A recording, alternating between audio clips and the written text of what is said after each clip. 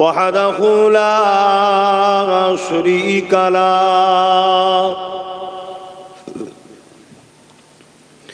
ونشهد أن سيدنا وحبيبنا ومولانا محمدا عبده ورسول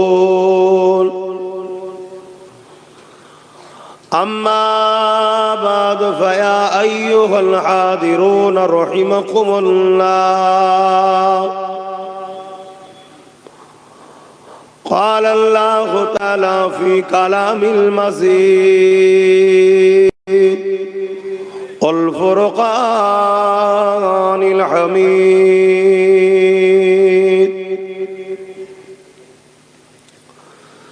إن الله وملائكته يصلون على النبي يا أيها الذين آمنوا صلوا عليه وسلموا تسليما اللهم صل على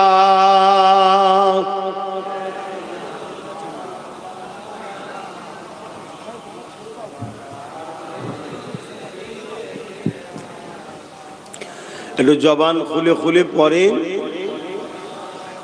রাসূলের উপরে দরুদ পড়ছেন একটু ভালোবাসাতে পড়েন আজ আমরা বড় বিপদের সম্মুখীন আর এই বিপদের কারণের মধ্যে একটা কারণ এবং সবথেকে বড় কারণ হলো এটাই আমাদের ঈমান বড় দুর্বল হয়েছে কি করে বুঝলাম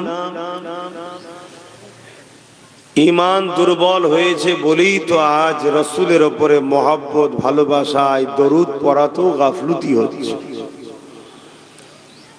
কেন তার ঈমান তত মজবুত যার মহব্বত নবীর উপরে যত বেশি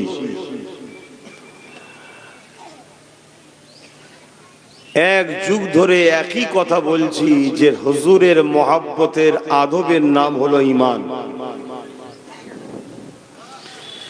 হুজুর যার আছে পুরো কায়নাত তার আছে হুজুরের যে গোলাম হবে আল্লাহ তার মখলুককে তার প্রেমিক বানিয়ে দেবে আর যে হুজুরের নয় আল্লাহ তাকে দুনিয়া আখিরাতে জিল্লাত দেবে একটা হলো প্রকাশ্য ইসলাম বিরোধী আর একটা হলো ইসলামের দাবিদার হয়ে ইসলাম বিরোধী প্রকাশ্য যারা ইসলাম বিরোধী তাদেরকে দুনিয়ায় কিছুদিন আল্লাহ শান্তি দেয় যে শান্তিটা চোখের শান্তি অন্তরের নয় আমরা দেখি শান্তিতে আছি গাড়ি বাড়ি শাক সৎ কিন্তু যে ব্যক্তিটা মুসলমান দাবি করে ইমানদার দাবি করে রাসূলের উম্মত দাবি করে অথচ মুখে অন্তরে তার হাকিকাত গুরুত্ব নাই একে ইসলামের ভাষায় মুনাফিক বলা হয় এর উপরে কিন্তু শাস্তি দুনিয়াতেও হয় আখিরাতেও হয় আমরা ইচ্ছা না চাইলেও আমাদের কাজ কাম যদি ইসলামের উপরে দরদ নবীর প্রেম আদব না থাকে তাহলে কোনো একটা জায়গায় আমরা কিন্তু ওই খাতাতে পড়ে যাব তাই আসুন মুমিনের পরিচয় মুমিনের মাকসাদ মুমিনের জিন্দেগির উদ্দেশ্য একটাই আমি বাঁচব রাসূলের গোলাম হয়ে মরব রাসূলের গোলামিতে যতদিন বাঁচব রাসূলের দিনের পাহারাদার হয়ে বাঁচব দেখুন নামাজ তো মুমিনও পড়ে মুনাফিকও পড়ে রোজা মুমিনও রাখে মুনাফিকও রাখে হজ মুমিনও করে মুনাফিকও করে দাড়ি টুপি মুমিন মুসলমানেরও আছে মুনাফিকেরও আছে এগুলো দিয়ে চিনা যায় না মুমিনও কোরআন পড়ে মুনাফিকও কোরআন পড়ে আমার ওয়াজ নিতে পাচ্ছেন তো আপনারা হ্যাঁ ইতিহাস তারিখ হাদিস এটা হযরতে মাওলা আলীর পিছনে নামাজ যারা পড়েছিল তাদের মধ্যে সবাই মুমিন ছিল না। কিছু নামাজি মুনাফিক ছিল, তারা হযরতে আলী হুজুরের পিছনে নামাজ পড়েছে আর হযরতে আলী হুজুরকে এই মসজিদে শহীদ করে দিয়েছে। আল্লাহ নবীর পিছনে যারা নামাজ পড়েছে সবাই সাহাবা ছিল না, তাদের মধ্যে কেউ কেউ মুনাফিকও ছিল। কথা মাথায় ঢুকলো তো? তাহলে আজকে মুসলমান, আমরা সবাই মুসলমান, সবাই নবীকে মানি বলি, সবাই দাঁড়িয়ে আছে, টুপি আছে, কোরআন আছে, নামাজ আছে, কিন্তু সবাই মুমিন মুসলমান নয়। আমাদের মধ্যেও মুনাফিক আছে। এই মুমিন আর মুনাফিকের পার্থক্যটা করবেন কিভাবে? মুমিন কখনো ইসলামের দুশমন হতে পারে না। মুমিন ইসলামের যদি উপকার করতে নাও পারে, ক্ষতি তার দ্বারা হবে না, এটা বাস্তব। মুমিন কখনো রাসূল পাক সাল্লাল্লাহু আলাইহি ওয়াসাল্লামের বিরুদ্ধে দাঁড়াতে পারে না। আর মুনাফিক আমাদেরকে ধোঁকা দিবার জন্যে আমাদের মতো সাজে, কিন্তু তার হৃদয়ে মকসদ থাকে একটাই, আমাদেরকে আল্লাহ রসুলের থেকে দূরে সরাবার জন্য, নবীর প্রেম থেকে দূরে সরাবার জন্য চেষ্টা করে। তাই আসুন আমরা মুমিন, ইনশাআল্লাহ, আলহামদুলিল্লাহ। আল্লাহ ঈমানদারদের ঘরে দরুদ পড়তে বলেছে, মুসলমানকে শুধু বলেনি। কেন? সব মুসলমান ঈমানদার নয়, কিন্তু প্রত্যেকটা ঈমানদারই মুসলমান। জোরে বলুন সুবহানাল্লাহ। আমার ওয়াজ নিতে পাচ্ছেন তো নাকি? একটু বলবেন অসুবিধা হলে, যে বুঝে আসছে না। সব মুসলমান ঈমানদার নয়, কিন্তু সব ঈমানদারই মুসলমান। অর্থাৎ যে ঈমানদার তার মধ্যে মুসলমানের সংজ্ঞা থাকবে, কিন্তু মুসলমান মানেই যে তার মধ্যে ঈমান থাকবে এমনটা নয়। আমাদের এই সমাজের মধ্যে কিছু কিছু লেখক লেখিকা আছে যারাও নিজেকে মুসলমান দাবি করে। আমাদের সমাজের মধ্যে কিছু মিডিয়া আছে যারা নিজেকে মুসলমান দাবি করে। আমাদের সমাজের মধ্যে কিছু আলেম উলামা, দাড়ি টুপিওয়ালা লোক আছে যারা নিজেদেরকে মুসলমান দাবি করে, কিন্তু তাদের কাজ কাম উঠা বসা সর্বসময় দেখবেন ইসলামের বিরুদ্ধে। খেয়াল করে দেখুন, আমরা মনে করেছি জন্ম হয়েছি মুসলমানের ঘরে, তার মানে হয়ে গেছি ঈমানদার। না, আল্লাহ সবাইকে জন্মসূত্রে মুসলমান করে পাঠায়। এই মুসলমানকে দুনিয়াতে এসে ঈমানদার হতে হয়। যে ঈমানদার হয় সেই মুসলমানটা কামিয়াবি, যে ঈমানদার হয়নি সে মুসলমানটা বরবাদি। আল্লাহ সবাইকে জন্মসূত্রে মুসলমান করে পাঠিয়েছে। এখানে এসে আপনাকে ঈমানদার হতে হবে। আর ঈমান হতে গেলে কি করতে হবে? এই অন্তর থেকে মুহাম্মদ সাল্লাল্লাহু আলাইহি ওয়াসাল্লামকে জানের থেকে বেশি ভালোবেসে আদব ও মহব্বতের সাথে মেনে নিয়ে এখানে জায়গা দিতে হবে। সবার থেকে বেশি মহব্বত, সবার থেকে বেশি আদব, এইটা যার দিলে আছে সেই হলো ঈমানদার। জোরে বলুন সুবহানাল্লাহ। আর এটা যার দিলে নাই, সে মুসলমানের ঘরে হতে পারে, পীরের ঘরে হতে পারে, মুফতির ঘরে হতে পারে, মৌলানার ঘরে হতে পারে, বক্তার ঘরে হতে পারে, হাজির ঘরে হতে পারে, সে মুসলমান, ঈমানদার নয়। আমার কথা শুনছেন? এগুলো বলছি, অসুবিধা হচ্ছে না তো? শিখাতে হবে তো আপনাদের, শিখাতে হবে তো, জানতে হবে তো। না হয় আপনি আশা করে বসে আছেন আমি জান্নাতে যাব, অথচ আপনি জানেন না দুনিয়ায় এক দেশ থেকে আর এক দেশে যেতে গেলে ভিসা লাগে, কি লাগে না? লাগে না? ইন্ডিয়া থেকে যদি ইন্ডিয়ার প্রাইম মিনিস্টার বলে আমি আরবে যাব, তারও ভিসা লাগবে না? লাগবে না? হ্যাঁ, আপনি ভিআইপি হতে পারেন, কিন্তু ভিসার সিস্টেম আসতে হবে।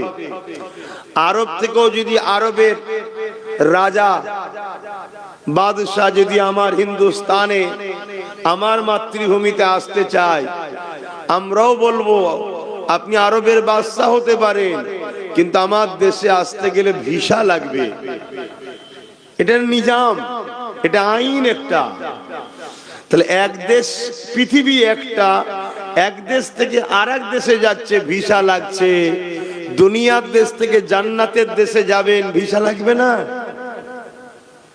এই দুনিয়া হলো ভিসা অফিস। এখানে আল্লাহ আমাদেরকে পাঠিয়েছে, এই অন্তরটা হলো আমাদের পাসপোর্ট।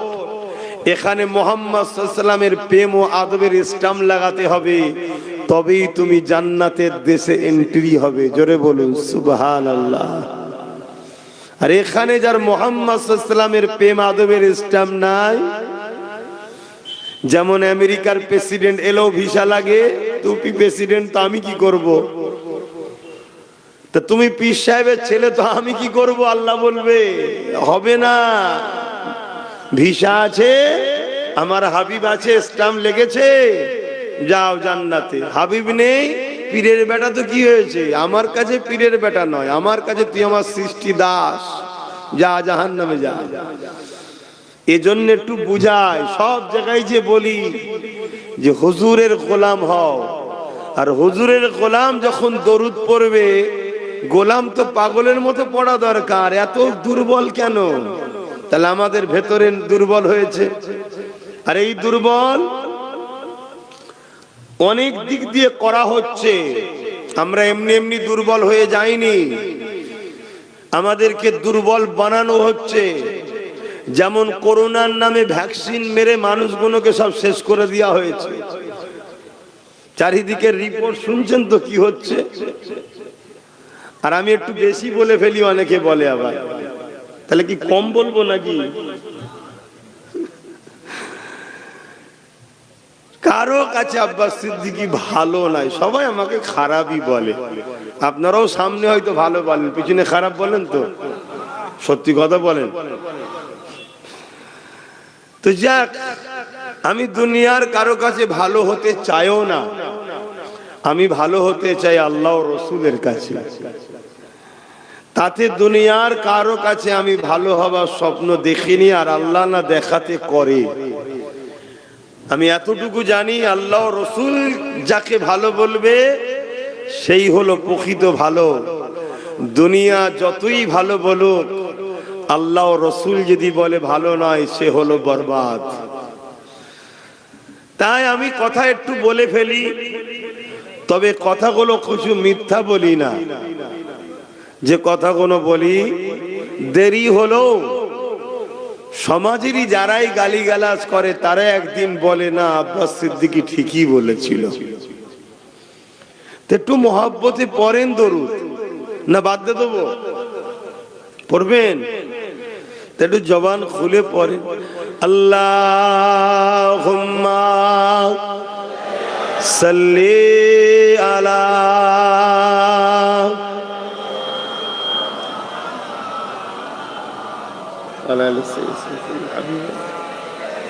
মাশাআল্লাহ। বলুন, ভালো লাগলো না? ভালো লেগেছে তো নাকি? নাই বলুন, সেটা দিচ্ছি আবার। হ্যাঁ, কিন্তু বুঝতে হয়।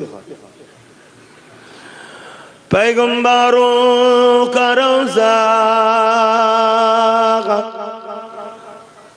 दिखा दे खुदाया, दरे मोदद से मिला दे खुदाया, शराबे मुहब्बत पिला दे खुदाया, पैगंबरों का रोज़ा दिखा दे खुदाया अल्लाहुम्मा सल्ली अला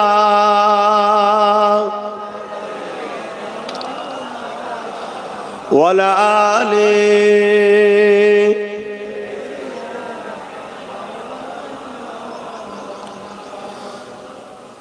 सदा गए महशर में लब्बाई लब्बाई जहां उम्मतों ने पुकारा मुहम्मद हमें जानो दिल से प्यारा मुहम्मद मुहम्मद के गमों है हमारा मुहम्मद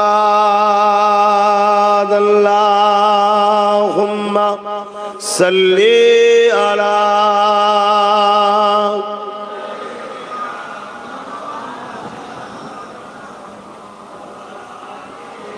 हबीब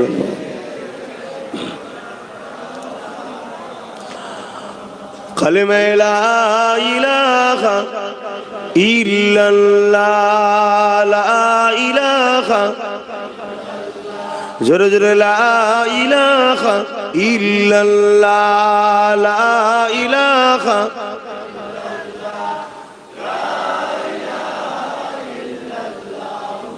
मुहम्मदुर रसूलुल्लाह हस्बी रब्बी जल्लल्लाह मा फी क़ल्बी खैरुल्लाह नूर मुहम्मद सल्लल्लाह हक़ ला इलाहा इल्लल्लाह ला इलाहा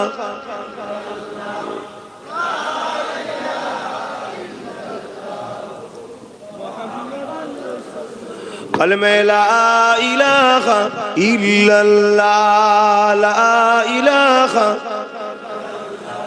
ला इलाहा इल्लल्लाह मुहम्मदुर रसूलुल्लाह अल्लाहुम्मा सल्ली अला मौलाना मुहम्मद व आले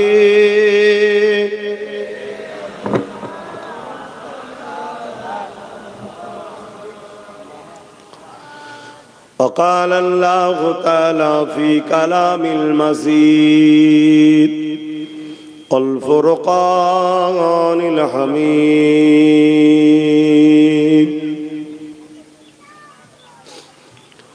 قل إن كنتم تحبون الله فاتبعوني يحببكم الله ويغفر لكم ذنوبكم والله غفور رحيم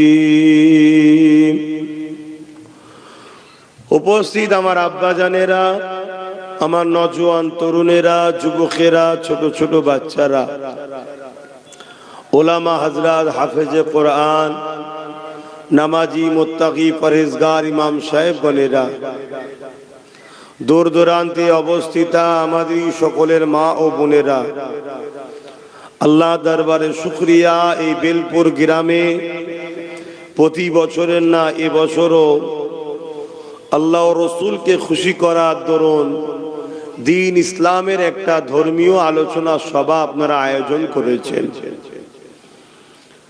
আল্লাহ এই মাহফিলকে কবুল করেন। এই মাহফিলে আগত আপনাদের সকলকে এবং সকলের সাথে আল্লাহ আমাকেও কবুল করেন, বলুন আল্লাহুম্মা আমিন। সংক্ষেপ সময় একটাই বিষয় আলোচনা। এ দুনিয়া আমাদের জন্য চিরস্থায়ী নয়। আমাদের মতো কত লক্ষ কোটি মানুষ দুনিয়ায় এসেছে, সব এক এক করে চলে গেছে। দুটো জায়গার মধ্যে একটা জায়গা তারা পেয়েছে। বদ রূহ যদি হয়, আল্লাহ রসুলের বিরোধী যদি হয়, তাহলে তাদের জন্য রয়েছে আযাবদায়ক জাহান্নামের গর্তের মধ্যে তারা শাস্তি পাচ্ছে। আর যারা এই জমিনের উপরে দুনিয়াদারি করেছে, সংসার করেছে, কারবার করেছে, ব্যবসা করেছে, লেনদেন করেছে, সব কিছুই করেছে, কিন্তু আল্লাহ রসুলের বিরুদ্ধে গিয়ে নয়, আল্লাহ রসুল যেভাবে বলেছে ওইভাবে করেছে, তাদের রূহ আল্লাহ পাক জান্নাতের শান্তি নিয়ামতের মধ্যে রেখেছে এবং পরকালে বিচার হবে, বিচারের পরও তারা আল্লাহর চির শান্তির জান্নাতে যাবে। জোরে বলুন সুবহানাল্লাহ। এই হলো সারাংশ।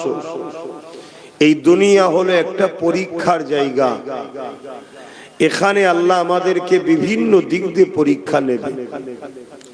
কাউকে গরিব করে, কাউকে ধনী করে, কাউকে নেতা করে, কাউকে পূজা করে, কাউকে জালিম শাসকের মধ্যে রেখে, কাউকে বিমার দিয়ে, কাউকে সুস্থ দিয়ে, কাউকে বিভিন্ন ভয় দিয়ে আল্লাহ বিভিন্ন দিক দিয়ে আমাদের পরীক্ষা নেবে যে বান্দা সর্বক্ষেত্রে সর্বসময় আমাকে মনে রাখে কিনা, আমার খুশি চাই কিনা।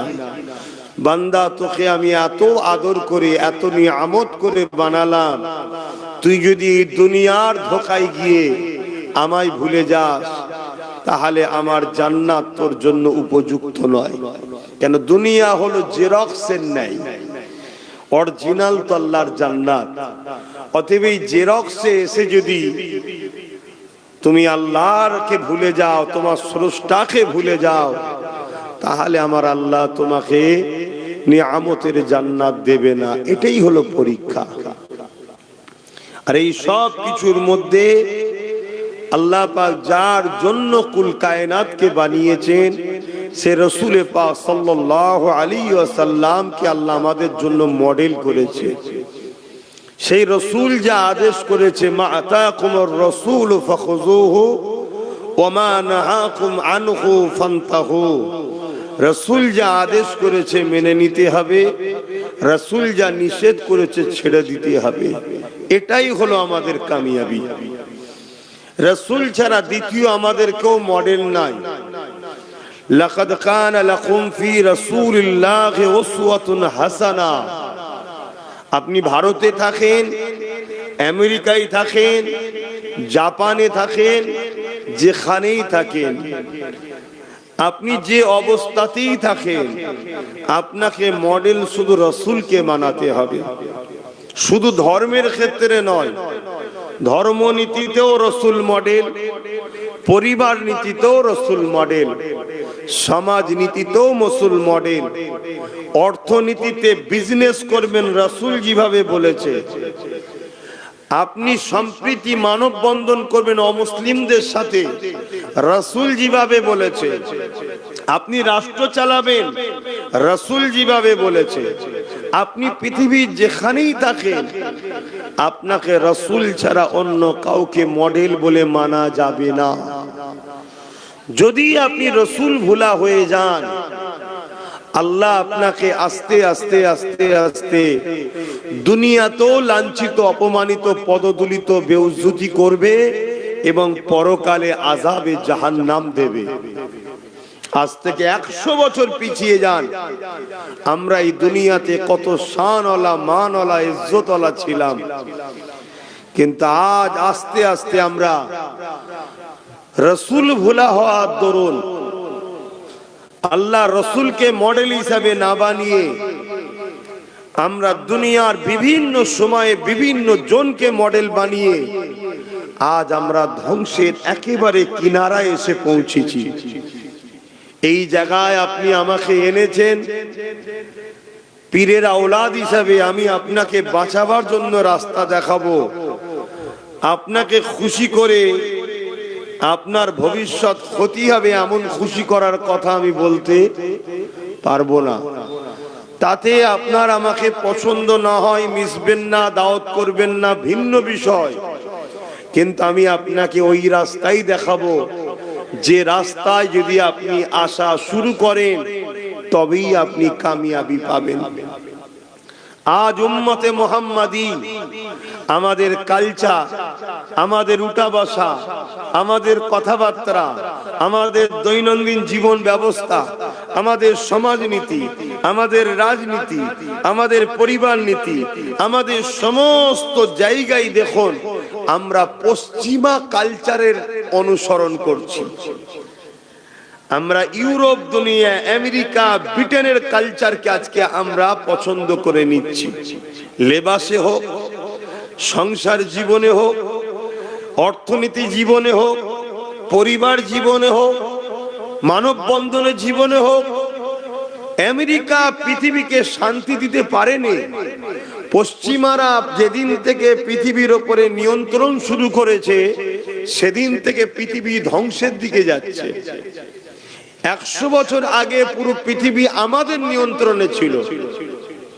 হযরতে সুলতান আব্দুল হামিদ রাহমাহুল্লাহ যেদিন ইন্তেকাল করলেন তারপর থেকে আস্তে আস্তে আমাদের হাত থেকে পৃথিবী ফসকাতে ফসকাতে ফসকাতে পশ্চিমা দুনিয়াদের দখলে চলে গেছে। আর পশ্চিমা দুনিয়ারা আমাদেরকে তো গোলাম বানিয়ে দিয়েছে, তাদের কালচার আমাদের মধ্যে ঢুকিয়ে দিয়েছে। যে কালচারে না সংসার জীবনে শান্তি আছে তাদেরও নাই, না সমাজ জীবনে শান্তি আছে তাদেরও নাই, না রাজনীতির জীবনে শান্তি আছে তাদেরও নাই। এই কালচার থেকে যদি আমরা বেরিয়ে এসে প্রফেট মুহাম্মদ সাল্লাল্লাহু আলাইহি ওয়াসাল্লাম যে আদর্শ দেখিয়েছে, আজ থেকে 100 বছর আগে পুরো পৃথিবী যে আদর্শ ছিল, হতে পারে সে ফ্রান্স, হতে পারে ব্রিটেন, তারাও কিন্তু ওই কালচারই অভ্যস্ত ছিল যে কালচার আমরা দিয়েছিলাম। তাই পুরো পৃথিবীতে তারা শান্তিতে ছিল। এই জায়গায় আপনার আমার মতোই গুটি কত মানুষ নিয়ে হয়তো ভাবতে পারেন এত বড় কথা আলোচনা করে কি করব না। একদিন তিল তিল থেকেই কিন্তু একদিন বিরাট বড় তাল হয়, সেই থেকেই কিন্তু সিন্ধু থেকেই বিন্দু থেকেই একদিন সিন্ধু হয়। একদিন তোমার এই ক্ষুদ্র ক্ষুদ্র ক্ষুদ্র একদিন কিন্তু বিপ্লব তৈরি করবে। তাই আমার ডিউটি যাকে পেয়েছি তাকে এই কথাটাই বলা দরকার, দুনিয়া আখিরাতের যদি শান্তি চাও মুহাম্মদ রাসূলের গোলাম হও। দুনিয়া আখিরাতের যদি কল্যাণ চাও মুহাম্মদ রাসূলের ফলোয়ার হও। দুনিয়া আখিরাতে যদি কামিয়াবি চাও মুহাম্মদ রাসূলকে রাসূল বলে মেনে তার জীবনের মডেল, জীবনে যে আদর্শ দিয়েছে নিজের জীবনে বাস্তবায়ন করো, তবেই কামিয়াবি হবে। শুধু মুসলমান হলেই যে সে আমার রাসূলের মডেল অনুসরণ করে এমনটা নয়। আমার রাসূলের আদর্শ কি সেটা তো জানতে হবে। আমার নবী, ইসলাম, আমার রাসূল কাকে বলে? নামাজ যেমন আমার রাসূল দিয়েছে, ইনসাফ দিয়েছে, ইনসানিয়ত দিয়েছে, মানবতা দিয়েছে, প্রেম দিয়েছে, ভ্রাতৃত্ব দিয়েছে, ঐক্য দিয়েছে, একতা দিয়েছে, সম্প্রীতি দিয়েছে, মানববন্ধন দিয়েছে।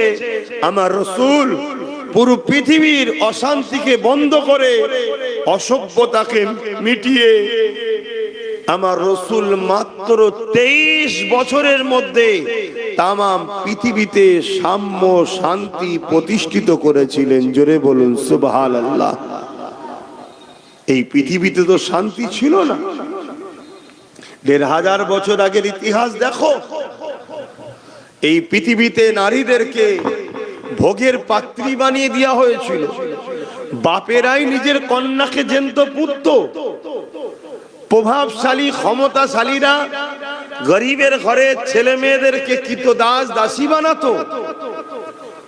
এই পৃথিবীতে ইনসাফ ছিল না, সংসার জীবন ছিল না, নারী ভোগের জিনিস ছিল, মানবতা বলে কিছু ছিল না।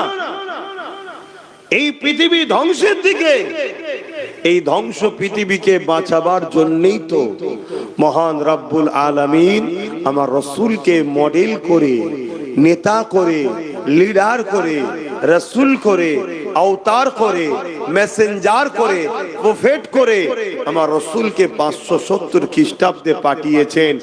মাত্র 23 বছরের মধ্যে মক্কা থেকে, মদিনা থেকে শুরু করে এদিকে সাউথ আফ্রিকা, এদিকে চীন, এদিকে রোম, পুরো মাগরিব থেকে মাশরিক কোন জায়গা বাদ দেয়নি।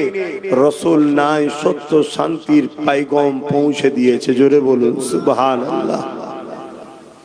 সেই নবীর উম্মত আজ আমরা রসুল ভোলা হয়ে গেলাম।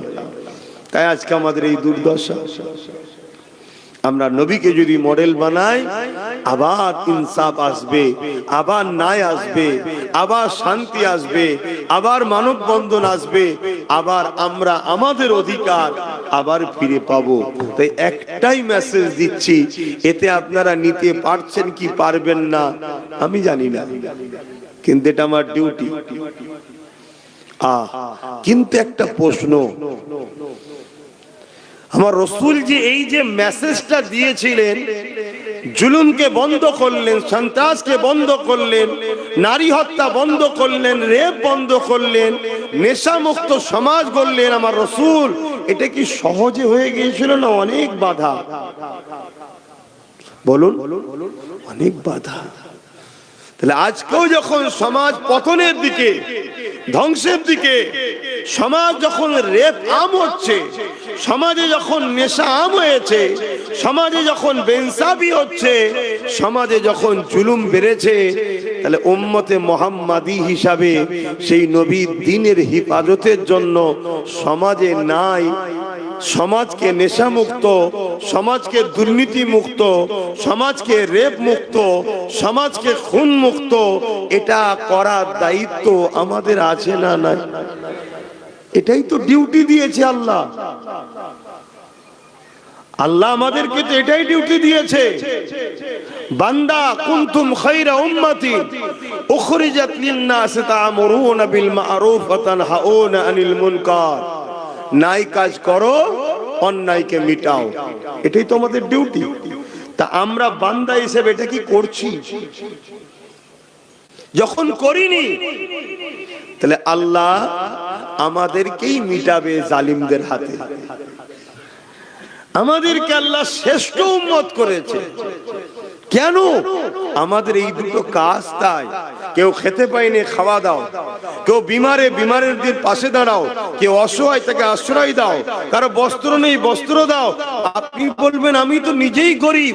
এই গরিবটা কি মায়ের পেট থেকে হয়ে এসেছেন না নিজের তকদিরকে ফাটিয়েছেন? এটা তো ভাবতে হবে, এটা তো এইগুলো চিন্তা করতে হবে। তো এই যে কাজ, কেউ অত্যাচারী হচ্ছে তার পাশে দাঁড়িয়ে তাকে সাহায্য করে জালিমের হাত থেকে মজলুমকে বাঁচাও, এগুলো তো আল্লাহ আমাদের কাজ দিয়েছে, আমরা করছি।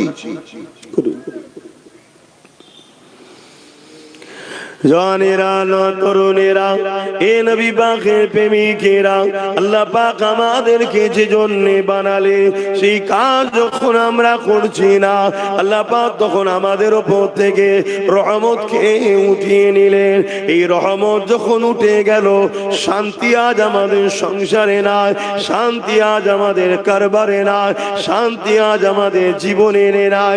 এ না জওয়ানেরা, প্রতিটা মানুষ আজ বিমারগ্রস্ত হয়ে যাচ্ছে, প্রতিটা মানুষ আজকে ডিপ্রেশনের মধ্যে রয়েছে, প্রতিটা মানুষ আজকে দুনিয়ায় পেরেশানের মধ্যে রয়েছে। এর কারণ একটা, আল্লাহর রহমত আমাদের উপর থেকে উঠে যাচ্ছে। কেন উঠে যাচ্ছে? আমরা রাসূলুল্লাহ দাবি করি, কিন্তু রাসূলুল্লাহর প্রকৃত দাবি কারা করে?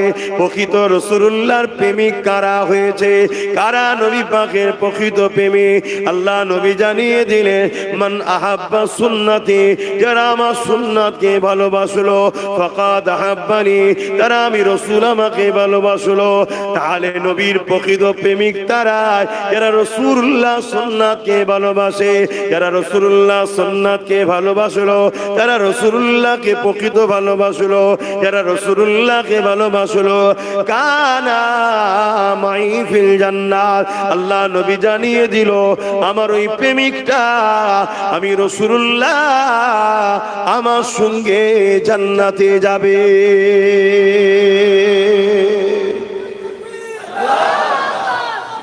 আল্লাহ জিন্দাবাদ, আল্লাহ। তাহলে নবীর প্রেম ছাড়া তো নাজাত নাই, না দুনিয়ায় কামিয়াবি না আখিরাতে কামিয়াবি। তা নবীর প্রেমিক প্রকৃত কে? রাসূল বলছে যে আমার সুন্নতকে মানে। নামাজ আল্লাহর হুকুম, কিন্তু এটা রাসূলুল্লাহ সুন্নত। সুন্নাত বলতে নবী যেটা করে, এটা যেমন আমাদেরকে আদায় করতে হবে। নামাজ পড়লে ব্যক্তি জীবন কল্যাণ হবে, কিন্তু নামাজ আমি পড়াতে সমাজের কোনো উপকার নাই। বলুন, আমার নামাজ পড়াতে সমাজের কিছু উপকার হবে? আমার কথা বুঝছেন তো নাকি, না ভুল বুঝছেন আবার? আমি নামাজ পড়াতে যারা পড়েনে তাদের কি উপকার হলো? এটা আমার ব্যক্তি জীবনের কল্যাণ। আমি নামাজ পড়েছি, আল্লাহকে সেজদা দিয়েছি, এটা আমার ব্যক্তি জীবনের কল্যাণ। কিন্তু এই সমাজে যদি এতিমের পাশে আমি দাঁড়াতাম, এই সমাজে যদি এমন আইন করা যেত এতিমের উপরে জুলুম হবে না, এই সমাজে যদি এমন ব্যবস্থা করা যেত এতিমকে গভর্নমেন্ট সম্পূর্ণ ফ্রি পড়াশোনা করিয়ে তার থাকা খাওয়ার সম্পূর্ণ দায়িত্ব গভর্নমেন্টের, সে এতিম মুসলমান ঘরের হোক আর হিন্দু ঘরের হোক, সে এতিম মুসলমান হিন্দু আদিবাসী দলিত যেই হোক, এতিম যে হবে, অনাথ যে হবে, যার বাপ মা নেই, সেই সন্তানকে গভর্নমেন্ট সম্পূর্ণ খরচ দিয়ে তাকে পড়াবে, তার থাকা খাওয়ার দায়িত্ব গভর্নমেন্ট। এমন যদি একটা সমাজ ব্যবস্থা আমরা করতে পারতাম, তাহলে এই সমাজের এতিম গরিবগুলো, অনাথগুলো, তাহলে তারা কিন্তু শিক্ষা পেত। শিক্ষা যখন পেত, তারা সমাজ বিরোধী তৈরি হতো না, তারা বড় বড় জায়গায় প্রতিষ্ঠিত হতো। তাদেরকে এই সবার লাথি খেয়ে, সবার বেউজ্জতি হয়ে আল্লাহর সৃষ্টিকে তাহলে অপমান লাঞ্ছিত হতে হতো না। আমার নবী এতিমের পাশে দাঁড়িয়েছে না দাঁড়ায়নি? কথা বলুন। তখন ছিল বাইতুল মাল, নবী একটা ফান্ড করেছিলেন, সেই ফান্ড থেকে সম্পূর্ণ এতিমদেরকে দেখা হতো। এখন রাষ্ট্রীয় সিস্টেম তৈরি হয়েছে, তাহলে রাষ্ট্রের তো উচিত এতিমকে দেখবে। রাষ্ট্র বলতে কি? আমরা তো জনগণ, তো তাহলে জনগণ আমাদের তো দায়িত্ব। এবারে এই সমাজে কে এতিমের কথা ভাববে না ভাববে তার বিষয়। তুমি উম্মতে মুহাম্মাদি দাবি করো, তোমার রাসূলের সুন্নাত হলো এতিমকে ভালোবাসা, তাহলে তুমি এতিমের পাশে জন্য কি করলে বলো? আজকে তুমি বাপ, আমি বাপ, কাল আমি চলে যাব, আমার ছেলে এতিম হয়ে যেতে পারে। তুমি চলে যাবে, তোমার ছেলে এতিম হয়ে যেতে পারে। এতিমের পাশে কেউ দাঁড়াই না। অথচ নবী আমার জানালেন, এ যুবকেরা, তরুণেরা, বাপেরা, আল্লাহ নবী জানিয়ে দিলেন যে এতিমের মাথায় হাত বোলালো সে আমি রাসূলুল্লাহ আমার মাথা দিয়ে হাত বোলালো। যে এতিমকে খানা দিল সে আমি রাসূলুল্লাহ আমাকে খানা দিল। যে এতিমের পরনার কাপড় দিল সে যেন আমি মুহাম্মদ রাসূল আমাকে কাপড় দিল। আমি রাসূলুল্লাহ জানিয়ে দিয়ে যায় যে এতিমের পিপাসা মিটাবে আমি রাসূলুল্লাহ কিয়ামতের দিনে, যেদিন আবে কৌসার ছাড়া অন্য কোনো পানি থাকবে না। পিপাসাতে কলিজা খানা ফেটে যাবে মানুষের। ওই কঠিন দিনেতে আমি রাসূলুল্লাহ এতিমদের যে পানি পান করাবে, ওই দিন আমি নবী তাদের পানি পান করাবো।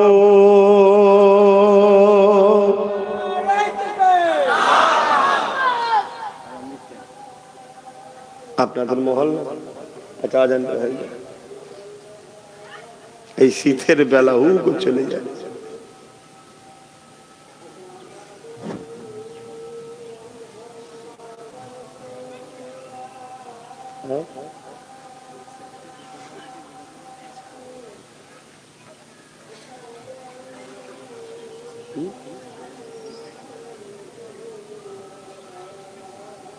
ঠিক আছে।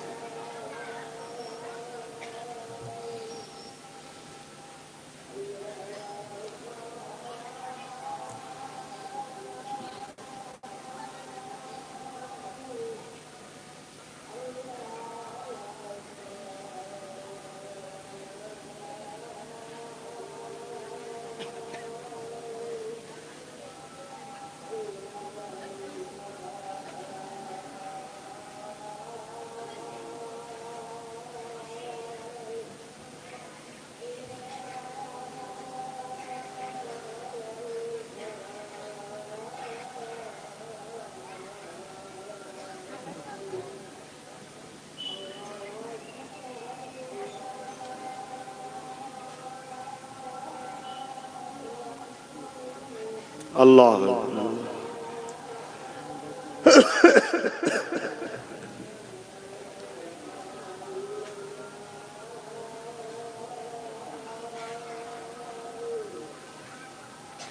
الله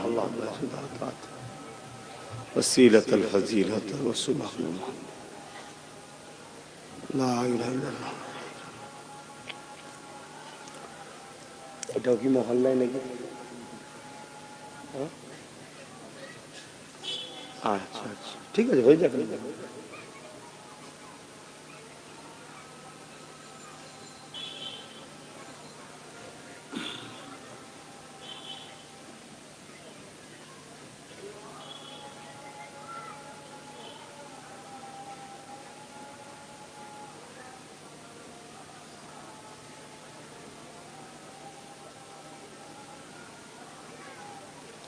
আল্লাহ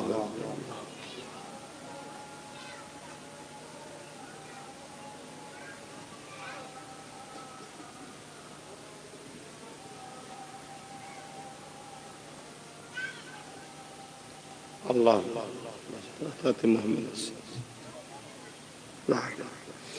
দুরূদ শরীফ আল্লাহুম্মা সাল্লি আলা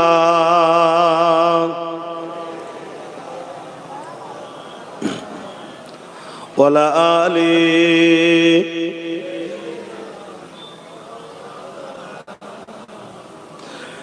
প্রেম আগুনে জ্বলে মরি ও হে রাব্বানা, আমি যারি প্রেমের পাগল সে তো মদিনায়।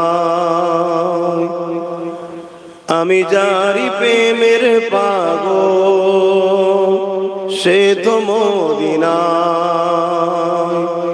মন পাখিরে বলি তোরে উড়ে যাত সেই শহরে। মন পাখিরে বলি তোরে উড়ে যাত সেই শহরে। যেই শহরে গেলে পরে, যেই শহরে গেলে পরে মিটবে মনের বেদনা। আমি যারি প্রেমের পাগল সে তো মদিনায়। আল্লাহুম্মা সাল্লি আলা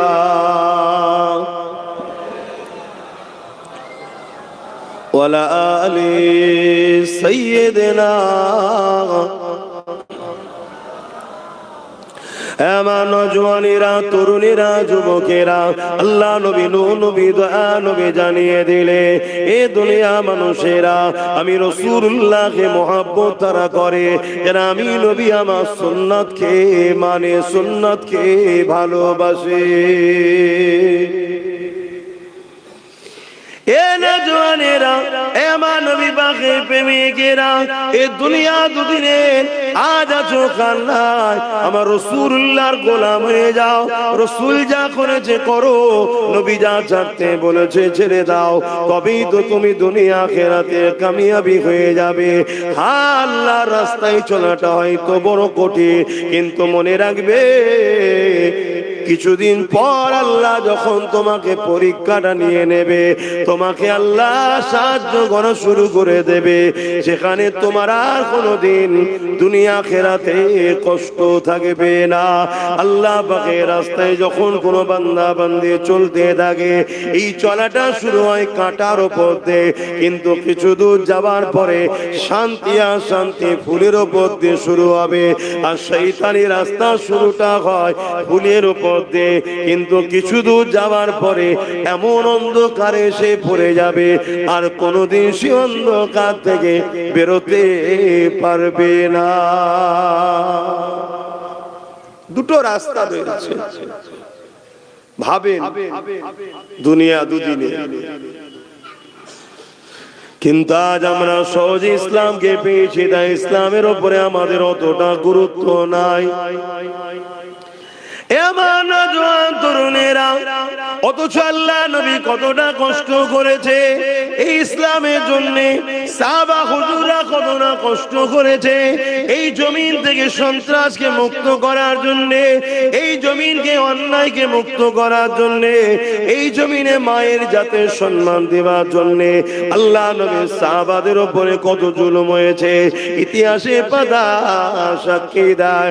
আমার নবী পাকের পাশে সাহাবারা সাথ দিয়েছিল বলে, আমার নবী পাকের মিশনে সাথ দিয়েছিল বলে, আমার নবী পাকের ডাকে সাহাবারা সাথ দিয়েছিলেন বলে, ওই সাহাবা হুজুরদিওকে তৎকালীন জালিম যারা ক্ষমতাশালী ছিল, তারা এমন করে সাহাবাদেরকে জোর করে ধরে মরুভূমির গরম বালির উপরে শুইয়ে দিয়ে তাদের বুকের উপরে ভারী পাথর পর্যন্ত চাপিয়ে দিয়েছে, তাদের বুকের উপরে ভারী পাথর দিয়েছে। ওই পাথরের চাপে তারা নিঃশ্বাস নিতে পারছিল না, এদিকে তলা থেকে গরম মরুভূমির বালিতে পিঠে চামড়া পর্যন্ত পুড়ে যেতে লেগেছে। এই অবস্থাতে সাহাবা হুজুরদেরকে জিন বলা হতে লেগেছে, এ মুহাম্মাদের অনুসারীরা, মুহাম্মদ রাসূলকে ছেড়ে দাও, মুহাম্মদ রাসূলের দল থেকে সরে আসো, মুহাম্মদ রাসূলের থেকে দূরে সরে যাও, নচেত তোমাদেরকে জানে মেরে দেওয়া হবে। তারা একটাই কথা বলেছিল, আমরা আমাদের জীবন দিয়ে দিতে রাজি আছি, আল্লাহ ও রাসূলকে ছাড়তে রাজি নয়। আল্লাহ আল্লাহ। আর আজকে আমরা মুসলমানদের মধ্যে লাখো কোটি মুসলমান আছে যাদেরকে কোনো চাপ দেওয়া হয় না, শুধু সামান্য কিছু ভিক্ষার কিছু ছোট ছোট পদ দেওয়া হয়েছে। আল্লাহর মসজিদ, মাদ্রাসা, কোরআন, ওয়াকাফকে ছেড়ে দিতে এরা রাজি আছে, কিন্তু দুনিয়ার মসজিদ, মাদ্রাসা, ওয়াকাফের দুশমনদের ছাড়তে এরা রাজি নাই। এরা মুসলমান আছে না? বলুন। তাহলে আমি প্রথমেই বললাম যে সব মুসলমান ইমানদার নয়।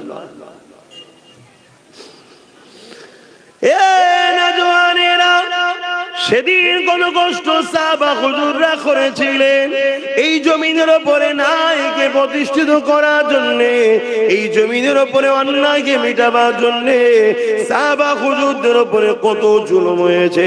আমার নবী পাকের সাথে সাথ দিয়েছিলেন হযরতে খুবাইব রাদিয়াল্লাহু তাআলা, হযরতে খাব্বাব রাদিয়াল্লাহু তাআলা।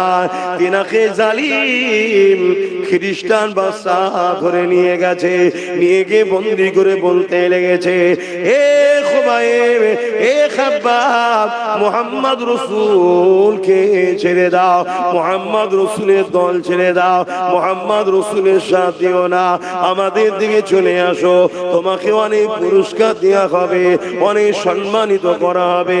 আল্লাহ নবীর সাহাবী হযরত খাব্বাব রাদিয়াল্লাহু তাআলা তিনি বলতে লেগেছে, জালিম তোমরা যতই চেষ্টা করো না কেন আমরা জুলুমের সাথ দিতে পারবো না।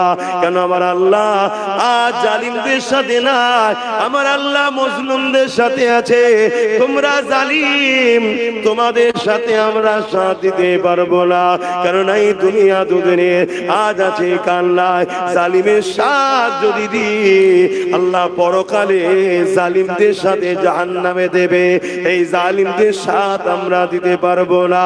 এই কথা শুনে জালিমরা হযরত খাব্বাব রাদিয়াল্লাহু তাআলা হুজুরকে আগুন তৈরি করেছে, ওই আগুনে হাত পা বেঁধে দিয়ে ওই আগুনের উপরে কোমরের অংশটা বসিয়ে দিয়েছে, ওই আগুনে কোমরকে পোড়াতে লেগেছে, ওই কোমর থেকে পানির মতো রস বেরোতে লেগেছে, গোস্ত চর্বি গলে গলে রস বেরোতে লেগেছে, ওই রসেতে আগুন নিভিয়ে যায়, আবার জালিমরা আগুন ধরায়, আবার খাব্বাব হুজুরকে নিয়ে যে বসায়।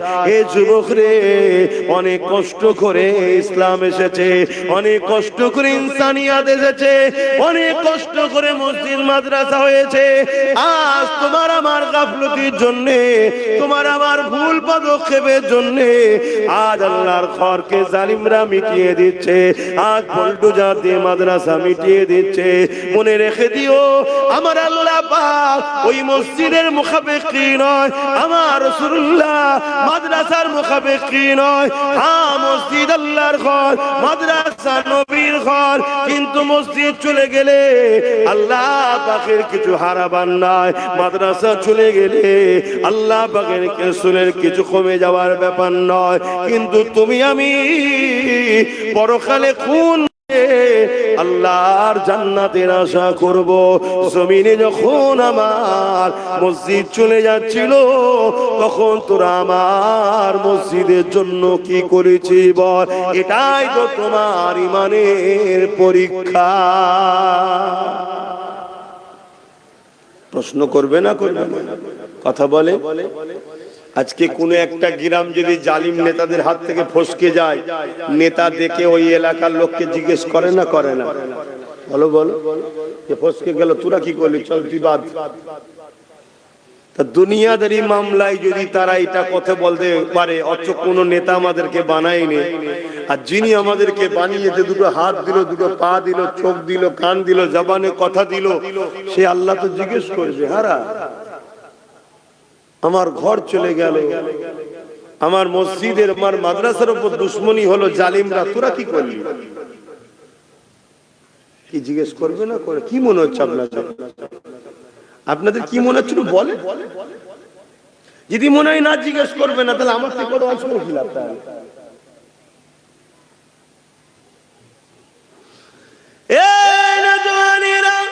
সাহাবা হুজুররা মার খেয়েছিলেন জালিমদের বিরোধী করার জন্য, আজ আমরা মার খাচ্ছি জালিমদের পক্ষপাতিত্ব করার জন্য। সাহাবা হুজুররা মার খেয়েছিলেন এতিম গরিবদের বাঁচাবার জন্য, আজ আমরা মার খাচ্ছি এতিম গরিবদেরকে যারা লুটছে তাদের জন্য। সাহাবা হুজুররা মার খেয়েছিলেন এই জমিনে সন্ত্রাস মুক্ত করার জন্য, এই জমিনে নারীদের অধিকার দেওয়ার জন্য, এই গরিবদের অধিকার দেওয়ার জন্য। আজ আমরা মার খাচ্ছি যাদেরকে আমরা ক্ষমতায় আল্লাহ সেই জালিম অত্যাচারী নারী বিদ্বেষীদের হাত থেকে। এ যুবকেরা, তরুণেরা, আজ আমরা ভারতের মুসলমান, এই ভারতবর্ষের পেপার গুলো খুলে দেখো, ভারতবর্ষের মিডিয়া গুলো খুলে দেখো, কম বেশি প্রতিদিন দেখতে পাবে কোনো না কোনো জায়গাতে গরিবের ঘরে বেটিদের উপরে অত্যাচার হচ্ছে। সেই মেয়েটার বয়স হয়তো 3 বছর, তাকেও ছাড়ছে না। সেই মেয়েটার বাচ্চাটার বয়স হয়তো 5 বছর, তাকেও ছাড়ছে না।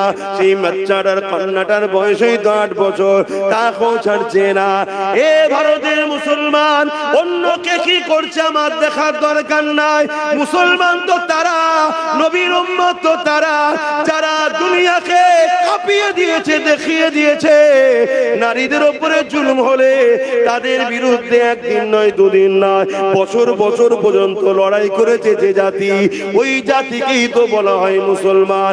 এ যুবকেরা, তরুণেরা, আজ আমরা এত খারাপ হয়ে গেলাম, আমরা নারীদের ইজ্জত বাঁচানো তো দূরের কথা, আজকে দুঃখের বিষয় আমরা তাদেরকেই সাপোর্ট করছি যারা ক্ষমতার জোরে টিকে রয়েছে, আর তাদের চামচাগুলোই নারীদের উপরে জুলুম করছে, তাদের আমরা গোলামি করতে লেগেছে।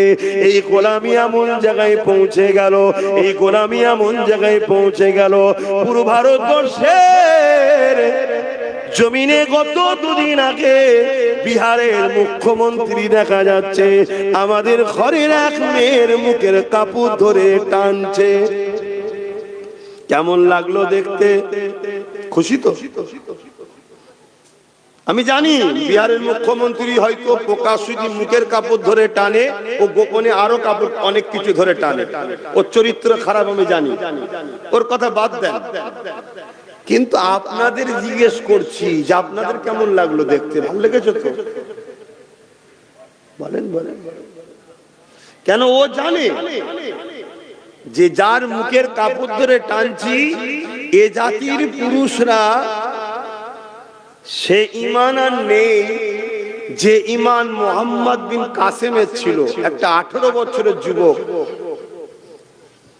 এক নারীর উপরে জুলুম হয়েছিল, খবর পেয়ে পুরো আক্রমণ করে ছিলেন তিনি।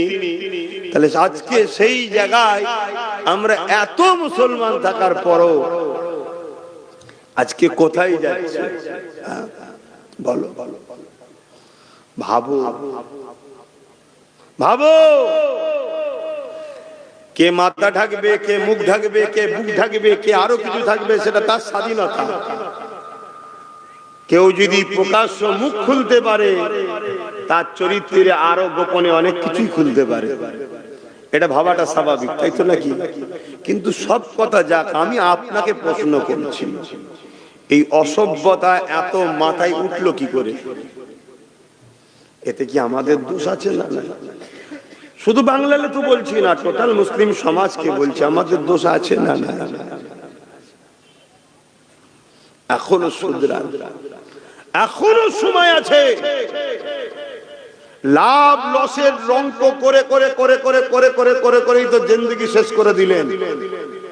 অঙ্ক সব বন্ধ করুন, একটাই কথা, যে আমার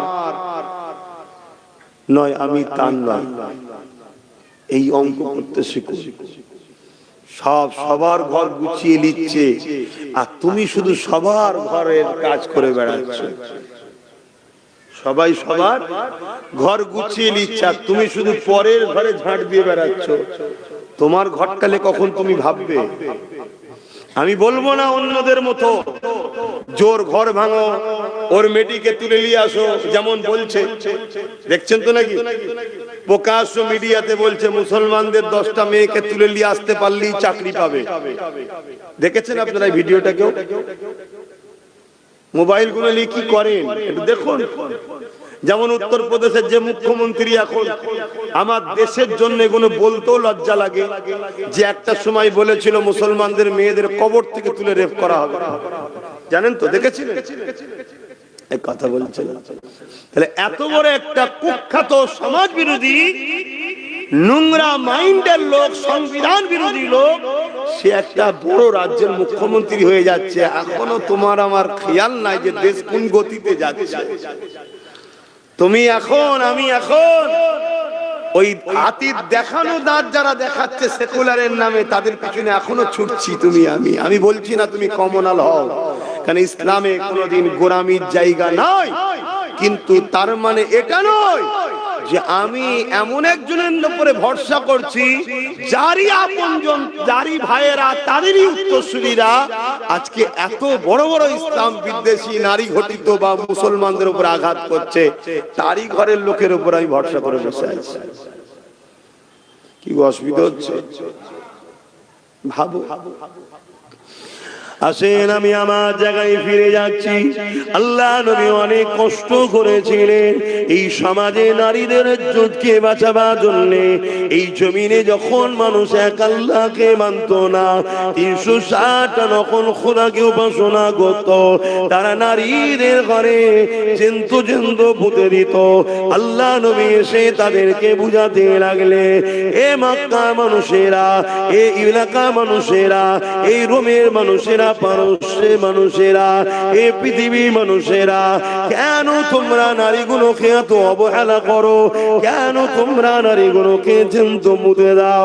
তারা বলতে লেগেছিল নারীরা হলো অশুভ, নারীদের বাঁচার কোনো অধিকার নাই। আল্লাহ নবী বলেছিলেন না, নারী অশুভ নয়, নারী হলো সেই জিনিস আল্লাহ বা কন্যা সন্তানদের এত নিয়ামত করেছে।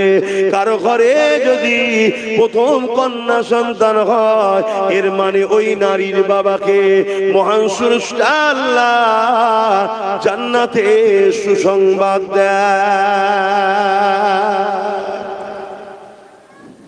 যুগে যুগে নারীদের ওপরে জুলুম হয়েছে, আর নারীদেরকে ইজ্জত সম্মান ইসলাম দিয়েছে। জোরে বলুন সুবহানাল্লাহ। কিন্তু আজকে এই ভারতবর্ষের বুকে এমনও কথা শোনা যাচ্ছে